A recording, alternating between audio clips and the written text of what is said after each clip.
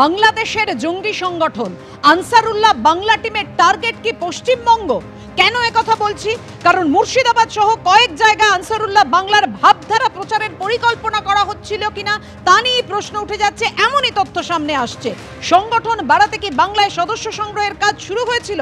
গোয়েন্দাদের হাতে চাঞ্চল্যকর তথ্য এসেছে।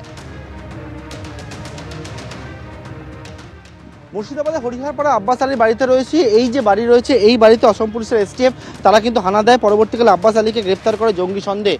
এবং অসম পুলিশের এসটিএফ সূত্রে যেমন জানতে পারছি, এই বাড়িতে যখন যারা তল্লাশি করে তখন দেখতে পায় যে বাড়ির মধ্যে বেশ কিছু জিনিসপত্র রয়েছে। তার মধ্যে রয়েছে আনসারুল্লাহ বাংলা টিমের প্রধান জসিমউদ্দিন রহমানের বই রয়েছে এবং সেই বই একেবারে লুকানো অবস্থায় রয়েছে। এবং সেখান থেকে কিন্তু যে বিষয়টা উঠে আসছে সেটা হচ্ছে যে মূলত আনসারুল্লাহ বাংলা টিমের এবং পাশাপাশি কিন্তু একিউআইএসের তাদের যে মনের যে ভাবধারা সেই বিষয়টাকে প্রতিষ্ঠা করা, এমনকি যে যুব সম্প্রদায় রয়েছে তাদেরকে এই নিষিদ্ধ জঙ্গি সংগঠনের মধ্যে নিয়ে আসা, মগজ ধোলাই করা, সেই কাজই কিন্তু করতো আব্বাস আলী। এবং আব্বাস ছাড়াও যে মিনারুল, এবং এই যে বাড়িটার ছবিটা দেখাবো, এই যে বাড়ি রয়েছে, যেটা গোয়েন্দা সূত্রে খবর, আব্বাস ও মিনারুল তারা বিভিন্ন জায়গায়, বাড়ি ছাড়াও বিভিন্ন জায়গায় তারা কিন্তু একের পর এক বৈঠক করেছে। এবং সেই বৈঠকে আরও দুজন যারা গ্রেপ্তার হয়েছে, নূর ইসলাম মণ্ডল এবং মুজিবুর রহমান, যারা আসামের বাসিন্দা, তারাও কিন্তু এখানে আসে, পশ্চিমবঙ্গে এসে তারা বৈঠক করে। এবং সেই বৈঠক থেকে মূলত তাদের যেটা উদ্দেশ্য ছিল পশ্চিমবঙ্গে স্লিপার সেল তৈরি করা।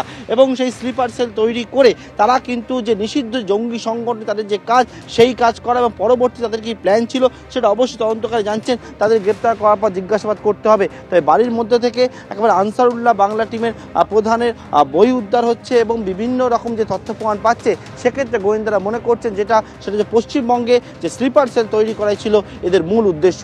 ক্যামেরা সন্দীপ পালের সঙ্গে পার্থপ্রতিম ঘোষ, এবিপি আনন্দ, মুর্শিদাবাদ। অর্থাৎ বুঝতেই পারছেন, ধৃত জঙ্গির বাড়ি থেকে, অর্থাৎ আব্বাস আলীর বাড়ি থেকে রহমানি, যে রহমানি হচ্ছে এই আনসারুল্লাহ বাংলা টিমের প্রধান, তার লেখা বই উদ্ধার হয়েছে। এবং এই যে মাদ্রাসা চালাতো সেটা অনুমোদনহীন, এবং সেই কারণে কি এই মাদ্রাসার আড়ালে মগজ ধোলাই করা হতো? দেখুন আমাদের প্রতিনিধি পার্থপ্রতিম ঘোষের প্রতিবেদন।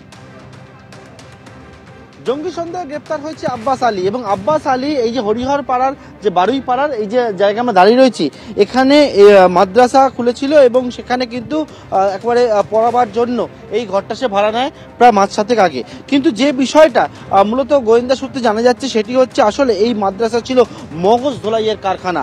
এবং সেখানে একেবারে মগজ ধোলাই করার জন্য মূলত যে যুব সম্প্রদায়, সেই যুব সম্প্রদায়কে আল কায়দা এবং আনসারুল্লাহ বাংলার যে মতাদর্শ সেখানে কিন্তু উজ্জীবিত করার কাজই তারা করার চেষ্টা করেছিল। এবং এর পাশাপাশি যেমনটা উঠে আসছে যে পশ্চিমবঙ্গে স্লিপার সেল তৈরি করার পরিকল্পনা ছিল এবং সেই স্লিপার সেল তৈরি করার জন্যই এই রকম যে মাদ্রাসা খুলে বা পড়ানোর জন্য ঘর ভাড়া নিয়ে সেই কাজে কিন্তু শুরু করেছিল আব্বাস আলী। ও বাচ্চা ছেলে পেলে টিউশনে পড়াবো বলে নিয়েছিল। কতদিন হয়েছে? মাস 7 হবে। কত টাকা করে দেবে বলেছে? আমার মাসে 2000 দেবো বলেছিল। মাসে 2000 দেবে। কত টাকা পর পুরোটা? হ্যাঁ, পুরোটা। ও বাচ্চা ছেলে পেলে পড়াবো, দিয়ে বেতন দিতে পারেনি তো ভাই। বাচ্চা ছেলে পেলের কাছে 500, 1000 এরকম মাসে বেতন দিত, আর লোকের কাছে চেয়ে বেড়াইতো, চাল জানে, এইটুকু জানি, তাছাড়া না আর কিছু। ওই হ্যাঁ ভাই, বেতন নিত বাচ্চা ছেলে পেলেদের কাছে। কোনো মাসে দিত, কোনো মাসে দিত না, অ্যাডভান্স দেয়নি না। ওই কোনো মাসে দিত, কোনো মাসে দিত না। ওই সকাল একবার আসতে পড়াইতে, আর বৈকালে পড়াইতে আসতে দিত। ক্যামেরা সন্দীপ পালের সঙ্গে পার্থপ্রতিম ঘোষ, এবিপি আনন্দ, মুর্শিদাবাদ। আপনারা শুনলেন, এই আব্বাস এই মাদ্রাসা অনুমোদন ছাড়া চালাতো কেন, কি করে? তাহলে কি তার আড়ালে অন্য কিছু হতো? আর এই আনসারুল্লাহ বাংলা টিম, তাদের লক্ষ্য কেন পশ্চিমবঙ্গ ছিল? এই বিষয় নিয়ে আমরা কথা বলবো। আমাদের সঙ্গে আমাদের প্রতিনিধি অতনু হালদার রয়েছে। অতনু, টার্গেট কি পশ্চিমবঙ্গ? আনসারুল্লাহ বাংলা টিম কি এই সমস্ত মাদ্রাসা তৈরি করে আসলে তাদের সংগঠন বাড়ানোর পরিকল্পনা করেছিল? সেই কারণেই কি মুর্শিদাবাদ বেছে নিয়েছিল? দেখো, তোমার নিশ্চয়ই কয়েক বছর আগে খাগড়াগড় কাণ্ড মনে আছে, এবং খাগড়াগড় কাণ্ডের সময় জামাতুল মুজাহিদিন, এই যে বাংলাদেশি জঙ্গি সংগঠন, তারা যুক্ত ছিল। এবং সেই সময় দেখা গেছিল যে জামাতুল মুজাহিদিনের একদল জঙ্গি যেরকম বর্ধমান শহরে বসে বিস্ফোরক তৈরি করার কাজ করছিল, ঠিক একইভাবে আর একদল জঙ্গি বাংলাদেশে বসে তারা কিন্তু নানা ধরনের পরিকল্পনা করছিল। ঠিক এরপর যেটা হয়, এই খাগড়াগড় কাণ্ড প্রকাশ্যে চলে আসার পর তারপর জামাতুল মুজাহিদিনের যারা জঙ্গি ছিল তাদেরকে রীতিমতো বাংলাদেশে কোণঠাসা অবস্থায় করে দেয় সেখানকার পুলিশ। এবং সেই সময় এই জামাতুল মুজাহিদিনের যারা জঙ্গি ছিল তারাই কিন্তু এখন, যেটা গোয়েন্দা সূত্রে খবর, যে আনসারুল্লাহ বাংলা টিমের হয়ে কাজ করছে। এবং এই আনসারুল্লাহ বাংলা টিম হচ্ছে আল কায়দা, ইন্ডিয়ান সাবকন্টিনেন্টাল, এদের ভাবধারায় এদের হয়ে কাজ করা এবং এই তাদের শাখা সংগঠন হিসেবে কাজ করছে বলা যায়। এবং এই আনসারুল্লাহ বাংলা টিমের যে প্রধান জসিমউদ্দিন রহমানি, তাকে সম্প্রতি বাংলাদেশ জেল থেকে ছেড়ে দেওয়া হয়েছে। এবং সেই জসিমউদ্দিন রহমানি, যে মূলত যার লক্ষ্য হচ্ছে ভারতকে প্রতি মুহূর্তে আক্রমণ করা এবং যার মূল লক্ষ্য হচ্ছে ভারত বিদ্বেষ ছড়ানো এবং বাংলাদেশের মাটিকে ব্যবহার করে আনসারুল্লাহ বাংলা টিমের যে জঙ্গি সংগঠন, যেটা এখন অত্যন্ত সক্রিয় হয়ে উঠেছে, তাদের লক্ষ্য হচ্ছে পশ্চিমবঙ্গকে টার্গেট করা এবং পশ্চিমবঙ্গে তাদের ভাবধারা ছড়ানো, সদস্য সংগ্রহ করা এবং এখানে নাশকতার কাজ ঘটানো। গোয়েন্দাদের তথ্য এইরকমই রয়েছে এবং গোয়েন্দারা যেটা বলছেন যে ওই জামাতুল মুজাহিদিনের থেকে এই আনসারুল্লাহ বাংলা টিম, এই দুটোর খুব বেশি তফাৎ নেই। ওই জামাতুল মুজাহিদিনের জঙ্গিরাই এখন আনসারুল্লাহ বাংলা টিমের হয়ে কাজ করছে এবং যাদের মাথায় রয়েছে আল কায়দা।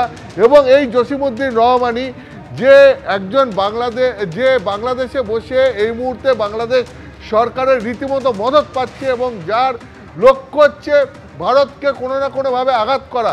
এমনকি কাশ্মীরের যে জঙ্গি, সেই কাশ্মীরের জঙ্গিদের সঙ্গেও এই এবিটি হাত মেলাতে রাজি এবং তাদের সঙ্গেও এই আনসারুল্লাহ বাংলা টিম আল কায়দার মাধ্যমে হাত মেলানোর চেষ্টা করছে বলে গোয়েন্দা সূত্রে খবর। ফলে এই আনসারুল্লাহ বাংলা টিমের এই রাজ্যে, আমাদের রাজ্যে মুর্শিদাবাদকে কেন্দ্র করে বিভিন্ন জায়গায় তারা যে ছড়িয়ে পড়ার চেষ্টা করছে, সেটাই গোয়েন্দারা বলছেন। এবং এটা রীতিমতো আশঙ্কার এবং এই আশঙ্কা আরও বাড়তে পারে।